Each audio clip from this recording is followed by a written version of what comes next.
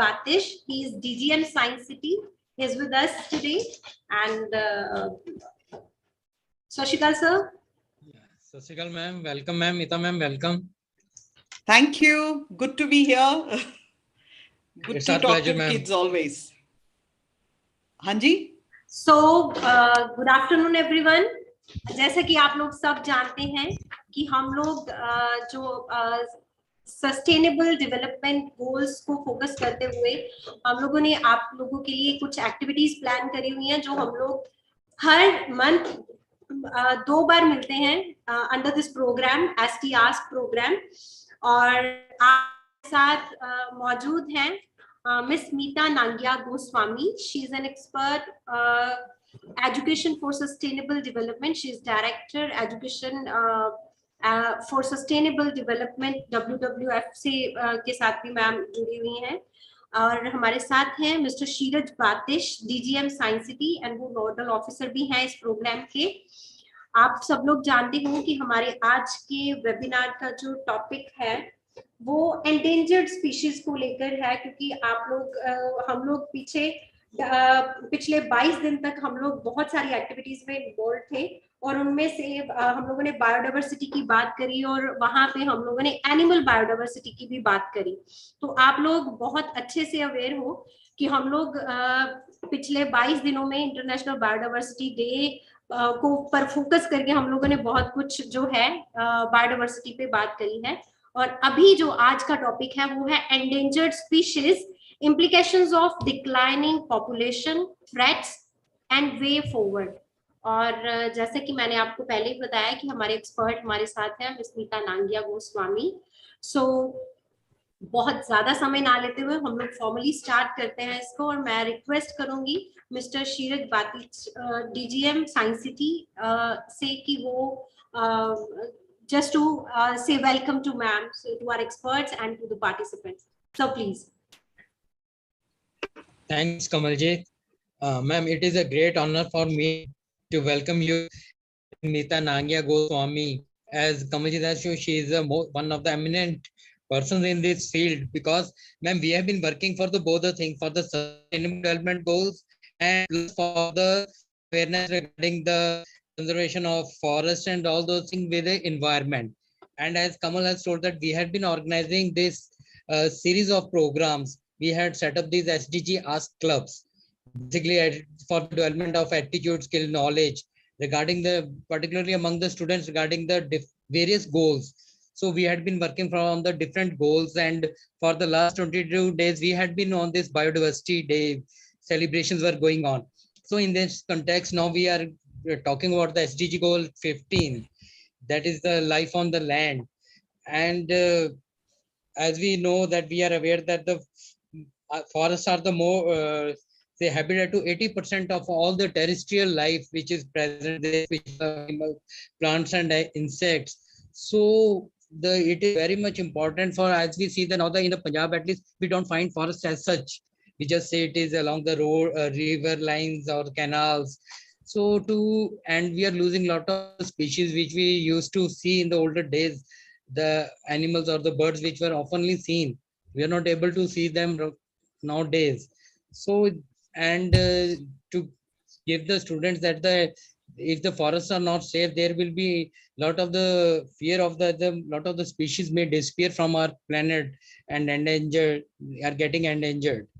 So I think that you would be the most relevant person to give a talk on this topic. Thanks, ma'am, for taking out time from your busy schedule to be with us. And I am also thankful to our always participating teachers and students who had, without them, this program would have never been a successful or would not be able to organize. They had been patiently coming with us, along with us for all these days and making this program, taking the series into a next level. Thanks a lot. Thanks, ma'am. I will not sit between you, our participants. So thanks a lot, ma'am, again. Kamalji, please take over this. Yes. Thanks a lot, sir. Thank you. Now I request Meeta Nangia to start to interact with the participants. Miss Meeta Nangia is Ms. Mita Nagya Goswami is an educationist and development professional, currently working as an education for sustainable development expert for the Swiss Agency for Development and Cooperation in Mongolia. She worked with WWF India for more than a decade and was the director for environment education for 8 years. Ms. Mita loves to write stories and poems, reading, listening to music, be in nature.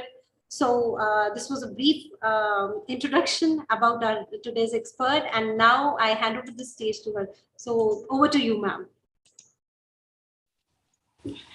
Thank you for that very warm welcome, and मुझे बहुत खुशी हो रही है आप लोगों के बीच आज I got this opportunity to talk to you, and like I told Kamal, हम ना इंग्लिश का प्रयोग करेंगे ना फुल्ली हिंदी का, हम इंग्लिश का प्रयोग करेंगे because I have it becomes challenging to find some words in Hindi, but I will hence use English. So Kamal, can I ask you to put that slide of the planet Earth? Sure, ma'am. Yeah, the second one, yes. Maybe we can go on full, yes. Thank you. So, well, I would like to begin with some thoughts about our very precious home.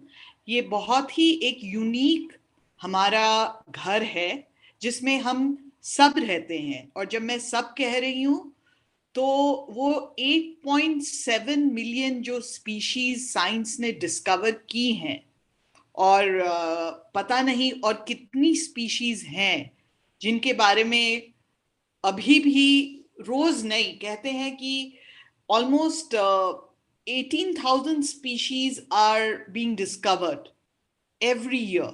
So जो ये 8.7 million के बारे में हम जानते हैं, that is only a very small percentage of पता नहीं और कितने अलग अलग तरह के जीव जंतु हैं.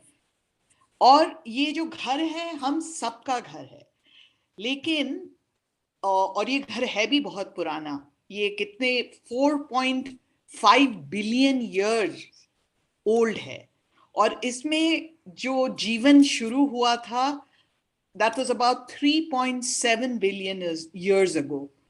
तो आप सोचो कि कितना समय, कितना गहरा समय लगा है हमें इस घर को इस पर्टिकुलर लाइफ गिविंग स्थिति में हमें इसे प्राप्त करने के लिए. Next slide please.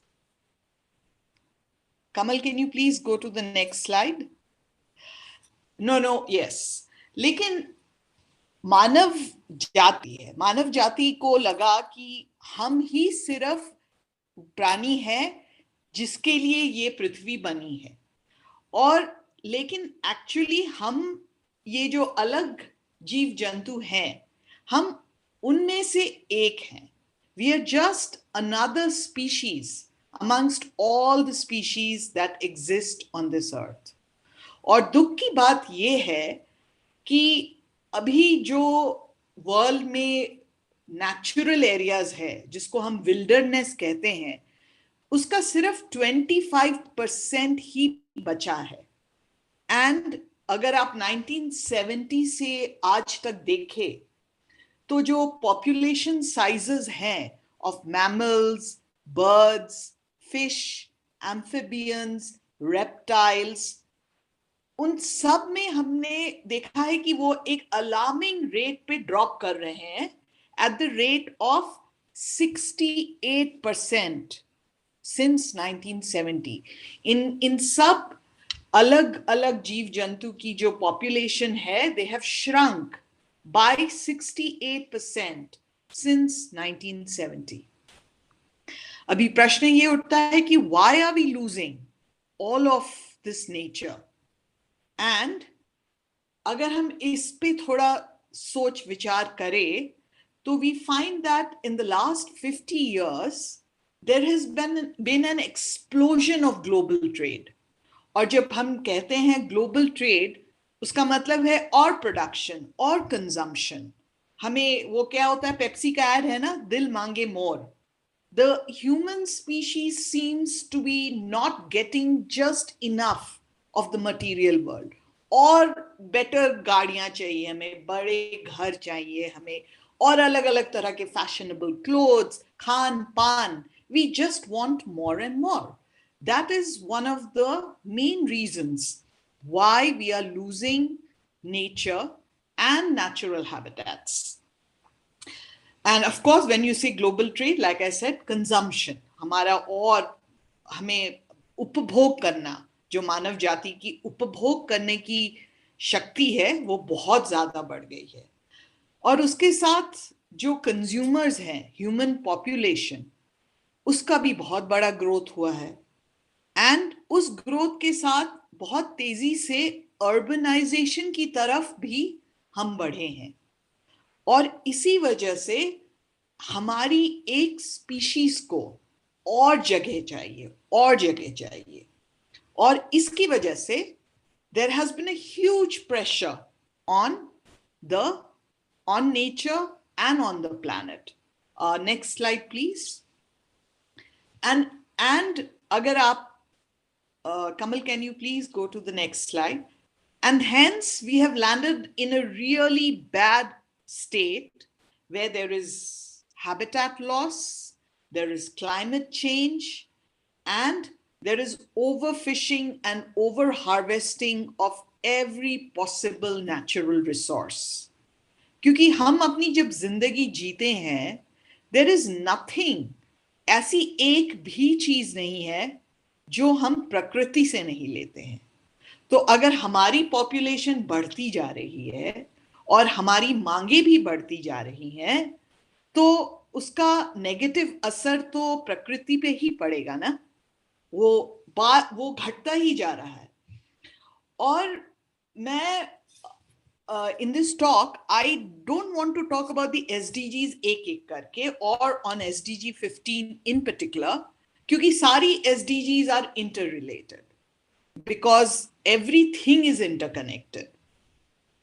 And I would like to, all of us today who are participating in this talk or discussion, मैं हम सबको सोचने के लिए थोड़ा पुश करूंगी कि ये SDGs हैं, ये इतनी बड़ी बड़ी मीटिंग्स हैं, कॉन्फ्रेंसेस हैं, लेकिन इसमें हम हर व्यक्ति का और हर इंडिविजुअल का क्या रोल है, हमारा क्या कनेक्शन है इन SDGs के साथ।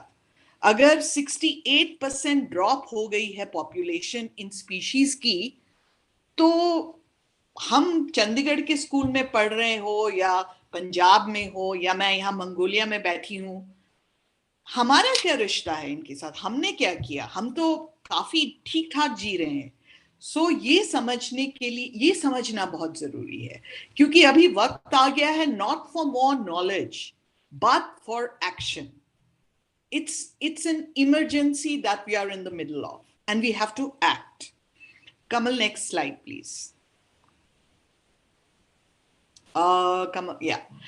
और जैसे मैंने कहा, और आप लोग अपने टेक्स्ट बुक्स में पढ़ते होंगे कि सस्टेनेबल डेवलपमेंट वो है ऐसी तरह की डेवलपमेंट कि हम अपने प्राकृतिक रिसोर्सेस को इस तरह से इस्तेमाल करें कि जो आने वाली पीढ़ी है, पोस्टेरिटी, आने वाली जनरेशंस हैं, उनके लिए हम सब बचा के रखें।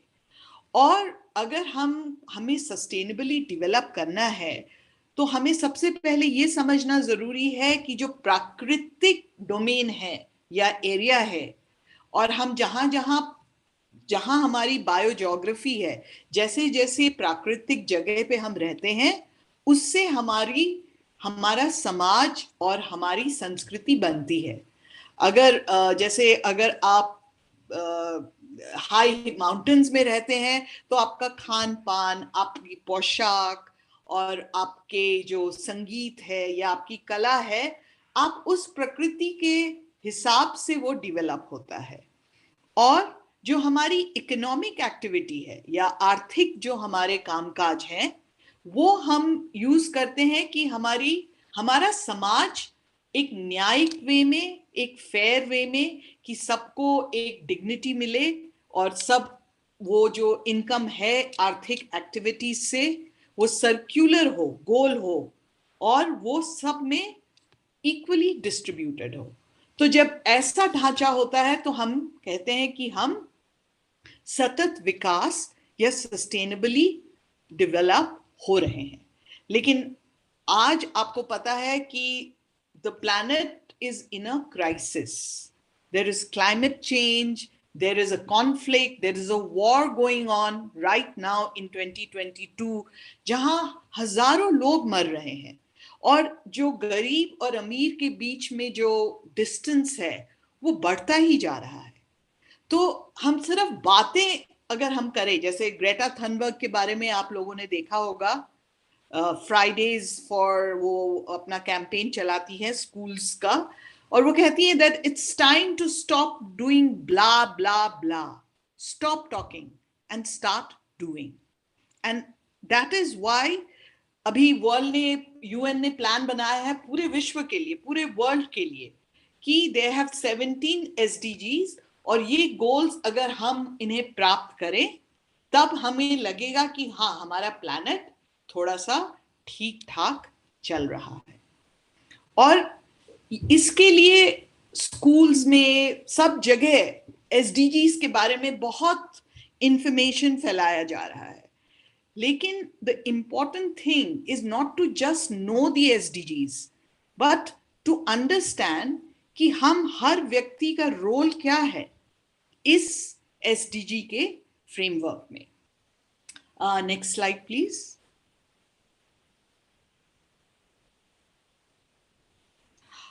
Yeah, I think this I have more or less explained to you. तो हम नेक्स्ट स्लाइड में जाते हैं। और इस before I get into this slide, मैं और एक बात आप लोगों से कहना चाहती हूं कि one of the main reasons for loss of nature is production of food, क्योंकि 50% of the planets habitable areas जो हम यूज कर सकते हैं, that is used for agriculture. And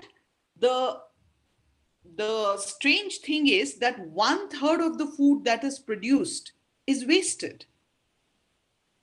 तो ये हो क्या रहा है? एंड आप जहां भी देखेंगे there are more and more eateries opening, restaurants, KFCs, McDonald's, there's food everywhere. And ये जो 50% of this habitable land which is used for agriculture, उसमें एग्रीकल्चर में हम वो भी उसके बारे में भी जिक्र करेंगे, लाइफ स्टॉक, जैसे goats, cause and all of these other things, उनके लिए भी जो जगह है ओनली फॉर ह्यूमन कंजम्पशन, हम इनका पालन पोषण करते हैं, तो वो जगह उनके लिए है। और 50% जो हमने कहा उससे 2/3 of that is used for all of this livestock. And like I said, 1/3 of the food that is produced globally is wasted. और हमें पता है कि कितने लोग खाली पेट सोते हैं जिनके लिए इनफ खाना भी नहीं है। सो यू सी वर्ल्ड में बहुत गड़बड़ा गया है पूरा ढांचा, और इसलिए इट इज वेरी इंपॉर्टेंट कि हम सिर्फ नॉलेज अक्वायर करने से हमारा बिहेवियर चेंज नहीं होगा। हमें नॉलेज एक्वायर करना है, लेकिन हमें एक्शन कॉम्पिटेंट बनना है, हमें इंस्पायर्ड होना है, मोटिवेटेड होना है और कॉन्फिडेंट होना है कि हम अपने व्यक्तिगत जीवन में क्या बदलाव ला सकते हैं। एंड स्पेशली जो यंग जनरेशन है, गोइंग फॉरवर्ड आप लोग उन जगह पे रहोगे जहां डिसीजंस लिए जाएंगे। some of you will become politicians, some bureaucrats, some businessmen. But अगर आपको ये समझ आ गया कि ये सस्टेनेबल डेवलपमेंट का मतलब है कि हमें जो प्राकृतिक डोमेन है सब उसी के अंदर हो रहा है, और आजकल जो वर्ल्ड का मॉडल है उसमें आर्थिक domain has become more powerful, हमें उस ढांचे को चेंज करना है। सो इसलिए हमें सबको, हर individual person living on this planet को अपने अपने फुटप्रिंट के बारे में हमें बड़ा ध्यान रखना है. एंड तो ये एक्चुअली क्विज था, but I am told that आप लोग सब you are on mute and you will only be able to participate at the end of the program. So actually, ma'am, sorry to interrupt you. They can type in the chat box if you want to interact. Okay. So I have this question in front of you, and you can tell me if this is true or false. That an ecological footprint means that we consume more from nature. You can say true or false. So students, you can type in the chat box if it is true or not, true or false. It means all that we consume from nature. Chat box is enabled, and you guys can type in the chat box.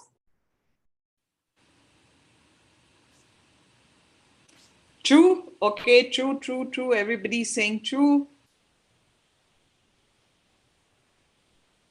More trues.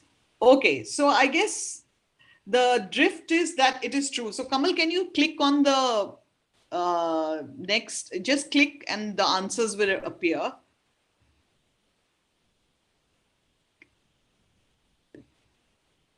So I'm afraid your answer is not true. It's partially true, because ecological footprint का मतलब है not only the amount of nature हमें जो चाहिए to support ourselves as human beings, but also Kamal, can you click again? Sure, ma'am. Yeah, one more click. To produce what is needed, but also to take care of the waste. इन दोनों चीजों का जब combination होता है तो हमारा footprint बनता है. सो जैसे अगर आप अपना फुटप्रिंट देखो, अगर आप एक हफ्ते के लिए अपना नोटिस करो कि आप क्या खा रहे हो और क्या पी रहे हो, क्या कपड़े पहन रहे हो, all of that is part of your footprint. लेकिन अगर वो पेप्सी का बॉटल जो आपने यूज किया, जो चिप्स का पैकेट आपने खाया, आपने कोई रिफिल यूज किया पेन का, या आपने एक नया साबुन यूज किया, उसका रैपर आपने फेंका, वो सारा वेस्ट आपने जनरेट किया, तो वो भी आपके फुटप्रिंट का हिस्सा बन जाता है. So it is both what you consume and use, and also the waste that you generate while you consume. So both of these things, and that waste is supposed to be managed responsibly, क्योंकि हम तो सब कूड़े के दान में डाल देते हैं, फिर वो लैंडफिल पहुंच जाता है, वो कितना उससे we know how much negative impact that has. It leaches into the soil. And you know about plastic. Abhi to microplastic has been found even in human blood. And there's a WWF research that says कि annually एक credit card जो होता है उसका जितना वजन होता है उतना nanoplastic or microplastic every human being is consuming, because it's everywhere. It's in the air, it's in the fish we eat, it's in the water, it's in the soil, it's everywhere. Oh, so somebody has said, ma'am, आपकी voice clear नहीं आ रही है. Might be. Kamal? But मुझे ठीक आ रही है आपकी आवाज. Might be there's some issue with the network over with that particular person's. Okay, yeah. Okay. So can we go to the next slide, please? Sure, ma'am. So this is our footprint. Okay, ये जितना हम अर्थ का surface use करते हैं, जहां से fishing grounds हैं, खेत के लिए जगह है, बिल्ट अप लैंड है for all our houses, schools, factories, etc., etc., and जो forest land है, क्योंकि forest से हमें सब कुछ timber, fiber, building materials, and also जो forest land है वो हमारा carbon भी sequester करता है. तो all of these together comprise or make our footprint. Yes, please, next.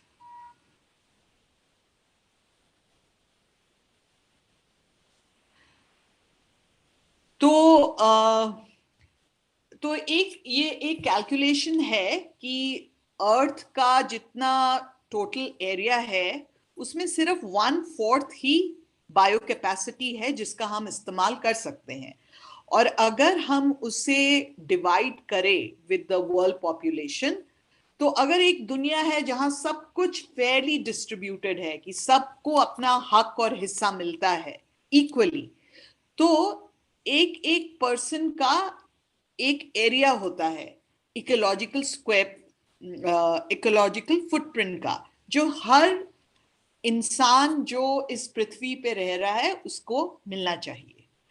तो if you click Kamal, the answer to this will be there because I don't think they will know the answer to this one. तो उसके हिसाब से every person living on this earth should have an ecological footprint of less than 1.7 global hectares per person. Okay, अगर हम सब equally we used the resources that nature provides us with. Next slide, please. तो लेकिन अगर हम घूम के थोड़ा अलग अलग देशों में देखें तो आपको दिखेगा कि the country which has the biggest ecological footprint in the world. Any guesses? You can use the chat box. Can you guess which people living in which country have the biggest ecological footprints? Participants, you can type in the chat box.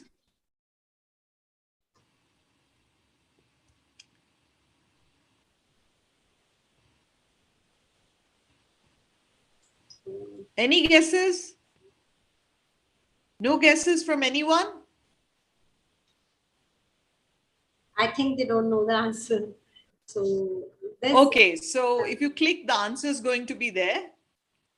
So actually, we have got an answer. The Krishna is saying India. No, China. no. India or China? Yes. Good. Yes, more answers coming. So that's a smart guess. China, as its population is high, somebody's saying. Yes, but no. Population, like even India, our population is very high. But मैं पूछ रही हूँ कि एक बंदे का, क्योंकि India में लोग हैं जिनके फुटप्रिंट बहुत बड़े होंगे, जो बहुत रिच पीपल हैं, live very lavish lifestyles. African countries, no, they are one of the very smallest footprints. Japan, no.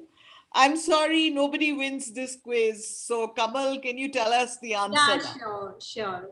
If you click, if you click, you'll get the answer.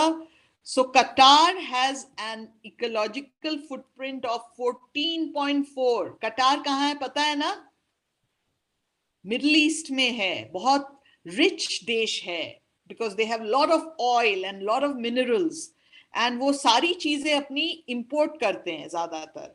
तो जब import करते हैं तो by air अगर सब चीजें उनकी देश में जा रही हैं तो वो पेट्रोल भी तो बर्न हो रहा है ना, तो उसकी वजह से उनका फुटप्रिंट और बढ़ जाता है. तो उनका और होना कितना चाहिए था पर पर्सन? 1.7, और इनका कितना है? 14.4. Okay, so now let's look at the countries' second, third, and fourth biggest ecological footprints in the world. Let's look at that.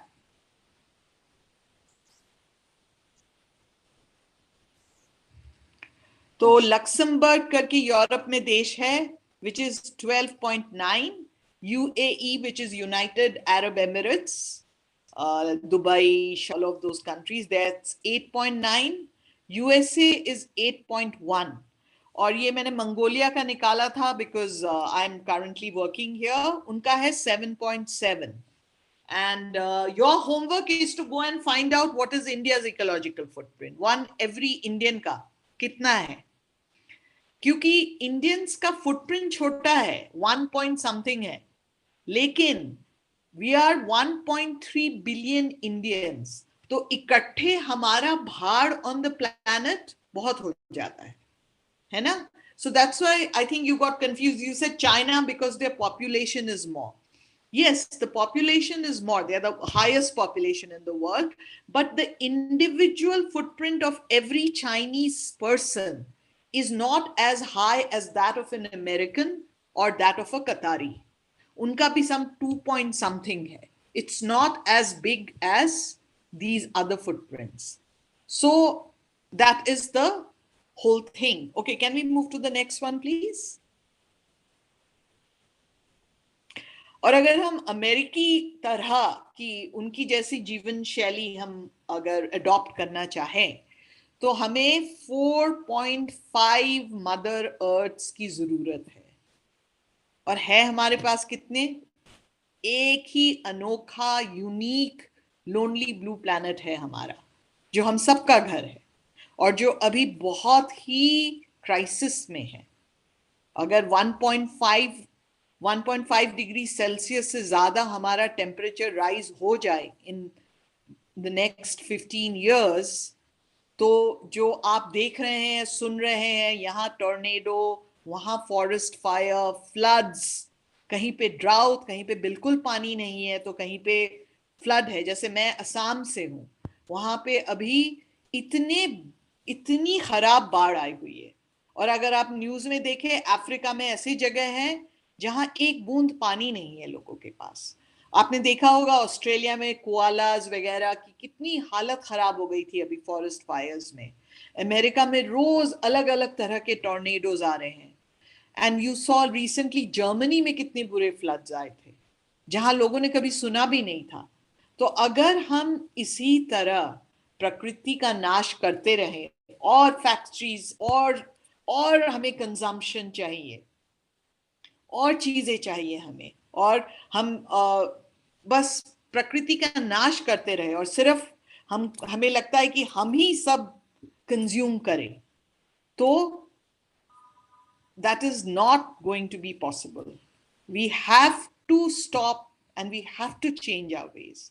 हमें सोचना है कि सच्ची में सस्टेनेबल डेवलपमेंट या डेवलपमेंट का अर्थ क्या है. Is it more and more economic growth और इज इट कि सबके पास डिग्निटी से जिंदगी जीने की एबिलिटी हो, कि खुशहाली हो, गुड हेल्थ हो, एंड जो इंडिजिनस कम्युनिटीज है, जो इनकी कितने जेनरेशंस की उनकी जो नॉलेज है, क्या हम उससे जुड़ के एक simpler but progressive human society बने, या हम इसी तरह अगर इसी रोड पे हम जिस रोड पे हम चल रहे हैं अब, if we continue to walk on that road, तो हमारे लिए बहुत ही बुरा वक्त आने वाला है. Next slide, please. And ये है, I really like this picture क्योंकि मुझे लगता है कि मदर अर्थ की ये स्थिति है अब, जहां वर्ल्ड एवरेज होना चाहिए था 1.7 ग्लोबल हेक्टेयर्स, उसका डबल है वर्ल्ड एवरेज 2.8 ग्लोबल हेक्टेयर्स. इसका मतलब 50% ज्यादा हम कंज्यूम कर रहे हैं जितना हमारे पास नेचुरल कैपिटल है. लोग कैपिटल कभी नहीं यूज करते, उसके इंटरेस्ट से जीते हैं, लेकिन हम अपने प्राकृतिक कैपिटल का विनाश कर रहे हैं और आने वाली पीढ़ियों के लिए हम कुछ भी हम छोड़ नहीं रहे हैं जिस तरह से हम आगे बढ़ रहे हैं. तो अ ग्लोबल ओवरशूट ऑफ 50%. तो इस स्थिति में how will species not disappear? क्योंकि उनका हैबिटेट हम हर दिन उसको हम डिस्ट्रॉय कर रहे हैं. अगर आप रेन फॉरेस्ट देखें जो इंडोनेशिया में और मलेशिया में जहां से पाम ऑयल आता है, आप ओरंग उटैन की स्थिति आप लोगों ने देखी होगी ऑन टेलीविजन. वहां पे पाम ऑयल क्योंकि हमें ह्यूमन स्पीशीज को चाहिए, हमने सारे रेन फॉरेस्ट क्लियर कर दिए. अभी ब्राजील में अगर आपने देखा होगा जो अमेज़न है, that is known as the lungs of the planet, और like the director साहब ने जैसे कहा थोड़ी देर पहले, most of the terrestrial species live in these forests, और we are clearing them every single day. तो अगर हम इसी तरह आगे बढ़े और हम सिर्फ SDGs को अपने किताबों में लिखें और उनके बारे में पढ़ें और अपना पर्सनल हम अपना बिहेवियर या हमारी जो समझ है कि एक what is a good life, एक अच्छी खुशहाल जिंदगी जीने के लिए हमें क्या चाहिए, अगर हम उस पर थोड़ा सोच विचार ना करें और हमारे समाज और हमारे परिवार में हम बदलाव ना लाएं, तो ये वर्ड्स ही बन के रह जाएंगे और फिर we will be going into a more deeper planetary crisis. Next slide, please.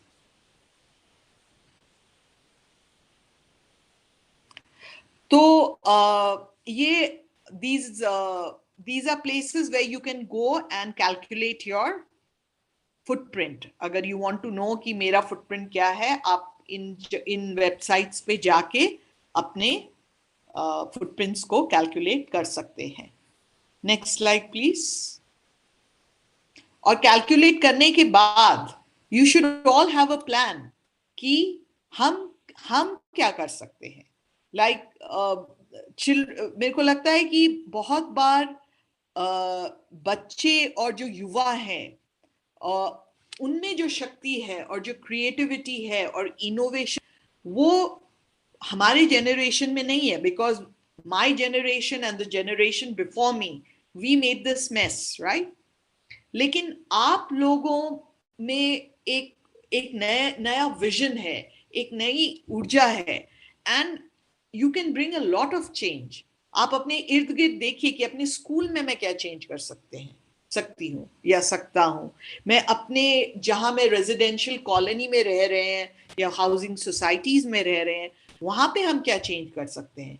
क्या हम लोगों से बात करके ये नॉलेज और स्प्रेड कर सकते हैं और प्लान बना सकते हैं लोकली अपने अपने एरियाज में कि हम चेंज करें कुछ, कि हम और पेड़ लगाएं या हम अपने प्लास्टिक को कैसे रिस्पॉन्सिबली उसको डिस्पोज करें या रिसाइकल करें.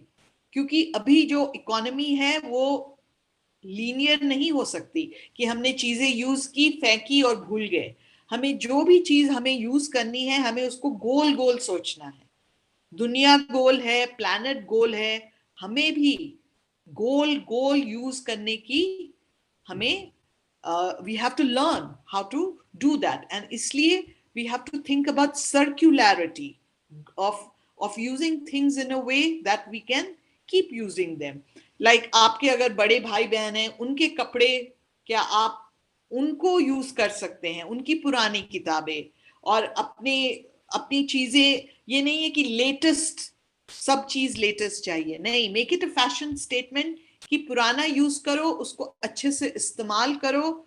उससे ये नहीं है कि मेरा जो आइडेंटिटी है वो मेरे किस फोन से मैं इस्तेमाल कर रही हूँ या कर रहा हूँ या मैं कौन सा ब्रांड पहन रहा हूँ उससे बने. हालांकि ऐसे बने कि नहीं, देखो ये मेरे ग्रैंडफादर की घड़ी में यूज कर रहा हूँ और मैं अच्छे से चला रहा हूँ और चला रही हूँ. So if you bring in your different values and your understanding of a good life, तो चीजें बदलेंगी. तो ये जो अर्थ ओवरशूट डे है, क्योंकि हम जैसे मैंने कहा हमारा जो प्राकृतिक कैपिटल है हम उसको खाने शुरू कर रहे हैं. तो ये अगर आप 1970 में देखो तो दिसंबर 29 तक हमारे पास प्राकृतिक कैपिटल होता था और सिर्फ 2-3 दिन ज्यादा था कि हम ओवर यूज कर रहे थे. लेकिन जब तक हम 2010 में पहुंचे, अगस्त तक हमारा जो नेचुरल कैपिटल था वो हम खत्म कर रहे थे. ऐसा है कि हम सैलरी ला रहे हैं 1,000 रुपए की और हम खर्च कर रहे हैं 2,000. तो क्रेडिट कार्ड से कितने दिन काम चलेगा? क्रेडिट कार्ड का भी तो हमें वापस भुगतान करना ही पड़ता है ना. तो this is how we are living in the middle of an ecological recession. Next slide, please.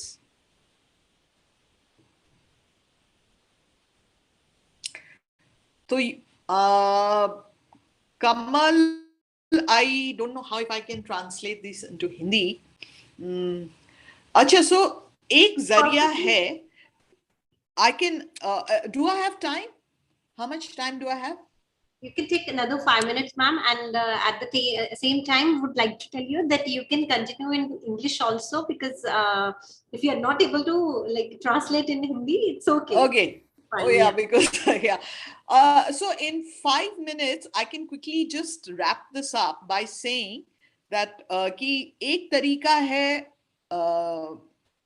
मतलब समझने का कि हम सस्टेनेबली डेवलप कर रहे हैं कि नहीं, और वो इंडिकेटर होता है ह्यूमन डेवलपमेंट इंडेक्स, जिसमें हम देखते हैं कि कि लाइफ एक्सपेक्टेंसी कितनी है एक देश में लोगों की, उनका हायर एजुकेशन कैसा है, उनकी ग्रॉस डोमेस्टिक प्रोडक्ट की कितना उत्पन्न हो रहा है, इकोनॉमिक एक्टिविटी क्या है, और इन चीजों को लेके ह्यूमन डेवलपमेंट इंडेक्स बनता है.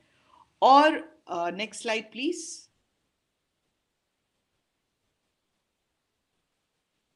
और अगर हम घूम के देश चारों तरफ देखें तो इसका जो सबसे इसका 1 इज द हाईएस्ट रीडिंग, और सबसे कम मात्रा में आपको होना चाहिए कम से कम 0.8.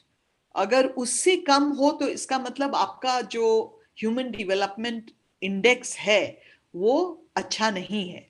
तो आप ये स्लाइड में आप देख सकते हैं कि अलग अलग देशों की क्या है HDI, और Norway is the highest with 0.953. और अगर आप लोएस्ट देखें, Kamal if you can move to the next slide.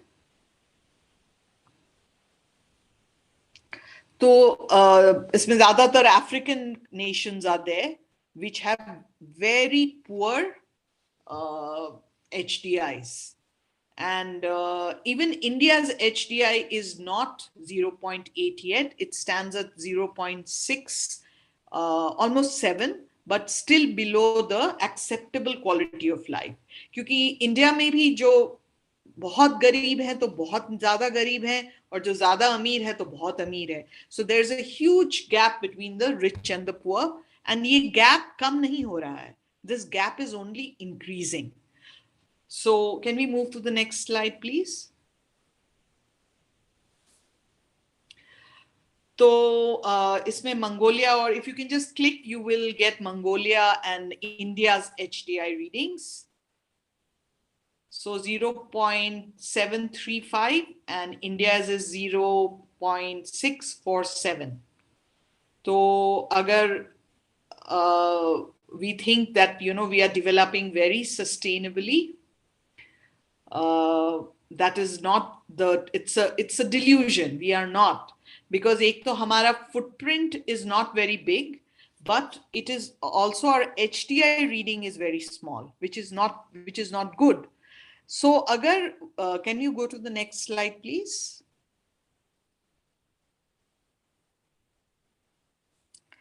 Oh, okay, that's the last slide. So I can just say that agar world में sustainable development आनी है तो जिन देशों में लोगों का फुटप्रिंट बहुत कम है, हमने कहा कि 1.7 ग्लोबल हेक्टेयर सबको परमिटेड है, तो वो उतना तो ग्रो कर ही सकते हैं अपना फुटप्रिंट उस मात्रा तक 1.7.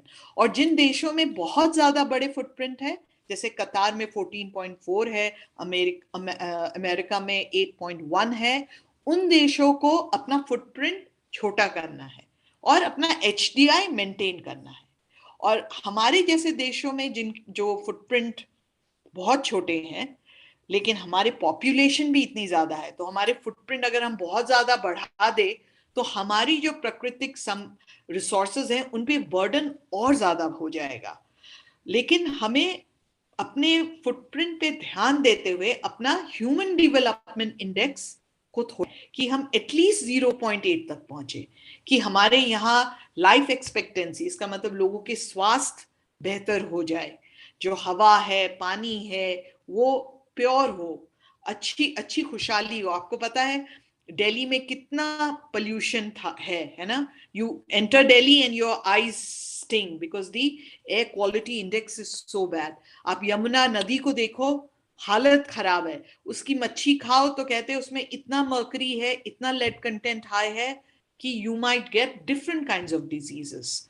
तो हमें कोशिश करनी है कि हमारा स्वास्थ्य, हमारी शिक्षा व्यवस्था और जो हमारा आर्थिक एक्टिविटी से जो इनकम होता है वो और अच्छी तरह डिस्ट्रीब्यूट हो amongst all our 1.3 billion population.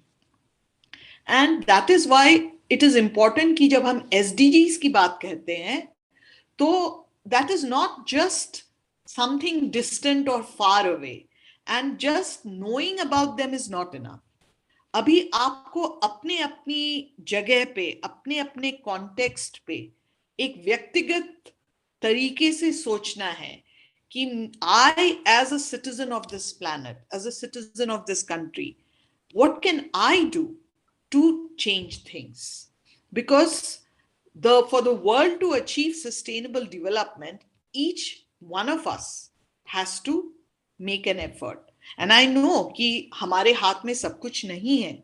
There are government policies, there are rich business houses, and we are up against a lot. But एक है कि हाथ धर के बैठ जाओ और बोलो नहीं, ये तो सब गवर्नमेंट के हाथ में, हम कुछ नहीं कर सकते. ऐसा बैठ जाओ, या फिर आपको पता है असम में there is a Jadoo Payeng who's known as the forest man of India, who grew a forest by himself, by his own individual action through a period. उन्होंने जब वो 14 या 15 साल के थे, उन्होंने तब से ये काम शुरू किया, क्योंकि वो जहां रहते हैं, Majuli, which is the largest freshwater island in the world, it's a world heritage site, उनको लगा कि इरोजन बहुत ज्यादा हो रही है और वाइल्ड लाइफ कम हो रही है, एंड तो क्या किया जाए, how to stop it, and he started planting. And today there is, I don't remember exactly how many hectares, but there is a thriving forest there. So that is the power of individual action. And I have great faith in young people with their creativity and their energy. So each one of you needs to think कि this knowledge that I'm getting, जो मैं school जा रही हूँ, मेरे को शिक्षा प्राप्त हो रही है, मैं इसका कैसे इस्तेमाल करूँ कि I can do something. And thank you very much. And now, yeah, I think Kamal, we can have children, they can make comments, they can ask questions, share their thoughts, whatever. Sure, ma'am. Thank you for your patient hearing. For this insightful presentation. And yes, now the platform is open for the question answer session. And yeah, so we already have a question, ma'am, in the chat box. Yep. Yeah. Good evening, ma'am. Okay, what is that? Yeah, it's I want to ask. To reduce the carbon footprint Okay. per individual, what should we do? So only carbon, if you're saying carbon is because of the fossil fuel. And I mean, fossil fuel is everywhere, right? The cars that we use or every product that we use, उसमें हमारा carbon footprint तो जुड़ ही जाता है ना? So I don't know who is this person who's asking, but if you walk more and use less of, driving around in a car, that will bring down your carbon footprint. Also, use like public transport or cycling, and use things which have been used by other people, rather than buying brand new things all the time. For every decision that you make in that particular way will help reduce your carbon footprint. Also, if you eat local food and seasonal food, and not bother, I don't know if this person is an adult who's asking the question, but children have this fascination for eating bahar ka khana, and I know once in a while all of us enjoy it, but generally, aam taur pe, seasonal खाना, local खाना, उससे भी आपका footprint कम हो जाएगा, क्योंकि आप अगर बाहर का खाओगे, जैसे कोई इंपोर्टेड सामान भी खाओगे, तो उसमें जो वो प्लेन में उड़ के आया है और आपकी दुकान तक पहुंचा है वो प्रोडक्ट, उसके जितने कार्बन एमिशन हुआ है वो ट्रैवल में, वो आपके कार्बन फुटप्रिंट में आ जाता है। तो हर चीज को हमें सोच समझ के ये वाली डेली लाइफ की हमें डिसीजंस लेनी चाहिए, and we can definitely bring our carbon footprint down.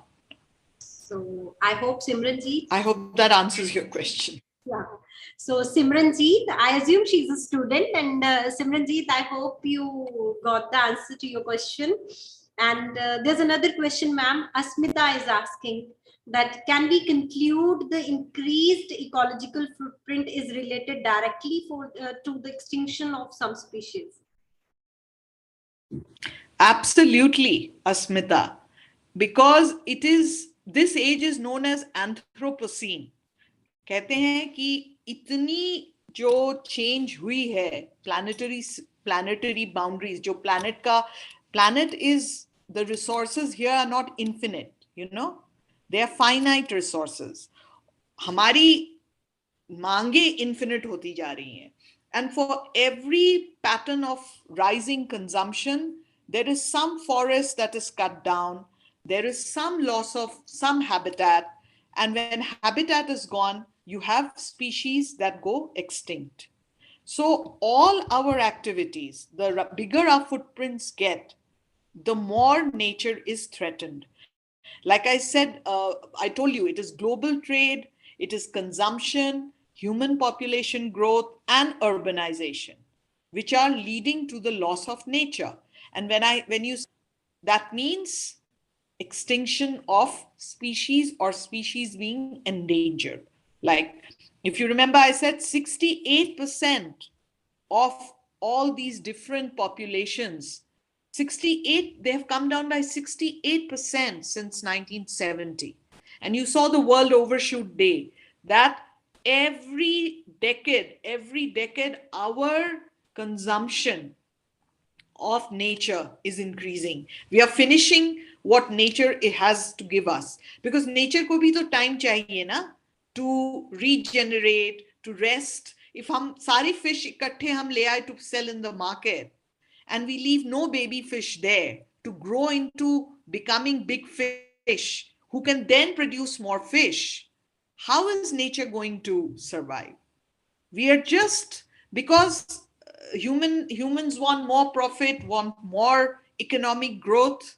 In fact, one of the SDGs, I think SDG 7 or something, is economic growth and decent work. And एक प्रोफेसर है Netherlands में जो कहते हैं कि हमें इकोनॉमिक ग्रोथ और कितना ग्रोथ चाहिए, हमें उस एसडीजी को लिखना चाहिए कि better distribution of wealth in the world. There is enough wealth. So we don't need more economic growth. We need redistribution of that wealth. Thank you for that question. So, thank you, Asmita, and thank you, ma'am, for resolving the queries. So any other questions, students? If somebody wants to ask anything, we'll take one last question. So I think no more questions. So it's time to propose a formal vote of thanks. So thanks a lot, ma'am, for accepting our invite and for interacting with the students. And yes, for giving such wonderful information. Even for me also, this was really wonderful to know about how ecological footprint is, our ecological footprint is contributing, I must not say that contributing, मुझे ये बोलना चाहिए कि कैसे हम लोग खराब कर रहे हैं. We are not contributing. बिल्कुल कर रहे हैं. So thank you so very much for this insightful presentation, and thanks for joining us. And my pleasure. Last but not the least, I thank my all participants, students and teachers who have joined us today. And मैं ये भी बताना चाहूंगी आप लोगों को साथ में कि हम लोग वर्ल्ड एनवायरनमेंट डे पे 5th को भी दोबारा जुड़ने वाले हैं. There are some more things, more information, new information coming up, जिसके बारे में हम लोग बात करने वाले हैं on 5th, that is on world environment day. So thank you everyone once again for joining us. Thank you, ma'am. Thank you everyone. Thanks a lot. And अपना footprint ध्यान, अपने footprint पे ध्यान दीजिए. And don't feel powerless, don't feel negative, feel energized कि yes, we are agents of change and we can make a difference. Each one of you can make a difference. Thanks a lot, ma'am. It was really a wonderful session for all of us. Thank you.